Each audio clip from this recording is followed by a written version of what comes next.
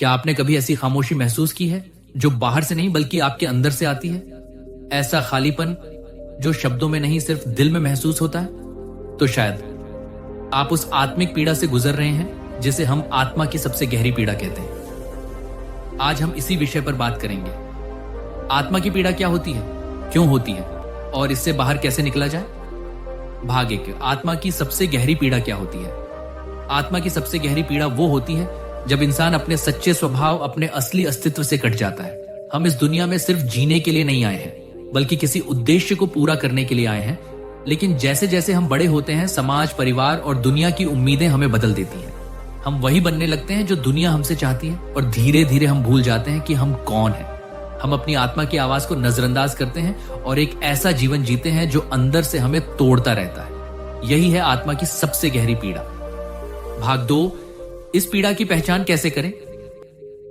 आत्मा की पीड़ा हमेशा चिल्लाकर नहीं आती। वो एक धीमा, लगातार जलता हुआ दर्द होता है।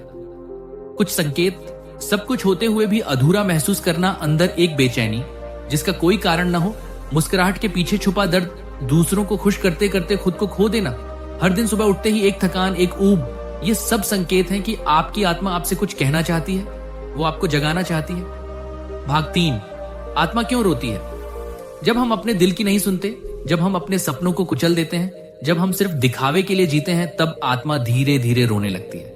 हर इंसान की आत्मा एक स्पेशल ट्यून के साथ आती है। कोई कलाकार होता है, कोई लेखक, कोई ध्यान करने वाला, कोई शिक्षक, कोई सेवक। जब हम इस ट्यून के उलट चलने लगते हैं तो वो टकराव, वो संघर्ष अंदर एक दर्द पैदा करता है जो धीरे धीरे गहरी आत्मिक पीड़ा में बदल जाता है। भाग 4, इससे बाहर कैसे निकलें। अब सवाल है, क्या इसका इलाज है। हाँ, अगर इससे निकलने का रास्ता है स्वयं को पहचानना। खुद से जुड़ो। हर दिन कुछ समय खामोशी में बैठो, बिना मोबाइल, बिना किसी ध्यान भटकाने वाली चीज के।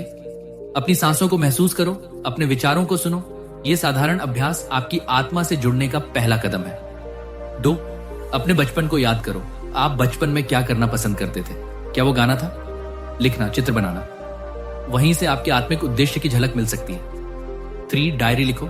हर दिन रात को 5 मिनट के लिए लिखो, मैं आज कैसा महसूस कर रहा हूं। धीरे धीरे तुम्हारे शब्द तुम्हारी आत्मा की आवाज बन जाएंगे। 4, ना कहना सीखो। हर उस चीज से दूरी बनाओ जो तुम्हारी आत्मा को चोट देती है, चाहे वो लोग हों, आदतें हों, नया लाइफस्टाइल। जो चीज तुम्हारी आत्मा की रोशनी को बुझाती है उसे छोड़ देना ही समझदारी है। 5, खुद से प्यार करो। कभी कभी हम खुद को ही सबसे कम प्यार करते हैं। सेल्फ लव कोई लग्जरी नहीं बल्कि जरूरत है। भाग 5, जब आत्मा मुस्कुराती है। जब आप अपने सच्चे रूप को अपनाते हो, जब आप वही करते हो जो आपके अंदर से आता है, तो एक दिन वो दर्द, वो गहराई, वो पीड़ा खुशी, शांति और संतोष में बदल जाती है। आपका चेहरा चमकने लगता है, आपकी बातें असर करने लगती हैं और सबसे जरूरी चीज, आप अपने भीतर शांति महसूस करते हैं। तो दोस्तों यार, अगर आपने कभी इस आत्मा की गहरी पीड़ा को महसूस किया है तो अब वक्त आ गया है कि आप खुद को फिर से खोजें। कमेंट में बताइए, क्या आपने कभी ऐसा महसूस किया है कि आप अपने सच्चे स्वभाव से कट चुके हैं। अगर ये वीडियो आपको पसंद आया हो तो लाइक करें, शेयर करें और चैनल को सब्सक्राइब करना न भूलें। याद रखिए, दुनिया को बदलने की शुरुआत तब होती है जब इंसान खुद को समझने लगे। धन्यवाद।